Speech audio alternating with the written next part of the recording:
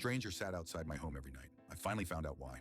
It all started when I moved into my new home in late October. It had barely been a week when I saw him for the first time. I was washing dishes when headlights flashed across my front window and stopped. I looked out and saw an older sedan parked directly across the street with the engine still running. Behind the wheel was a man who just sat there staring. I thought it was weird, but I just tried to ignore it, so I went back to washing my dishes. When I finished about 20 minutes later, I checked again, and the same man was still sitting there. It was creeping me out, but I had literally just moved into this home, and I didn't want to overreact and freak out if it was nothing. So I just closed my curtain and went about my business. A couple hours later, right before I went to bed, I checked again. The car was finally gone. But then the very next night, it happened again. And again the night after that. Every night, the same man in the same car would park there and would just sit there for hours. Sometimes he would be writing something, but mostly he was just staring at my home. I told myself not to be dramatic. People sit in cars for all kinds of reasons. Maybe he lived with someone that he was trying to avoid or who didn't want him smoking inside. Or maybe it was just part of some weird routine and my house just happened to be in front of him. One evening, I stepped outside under the pretense of taking out the trash. The man was older, late 60s maybe. He didn't even look my way,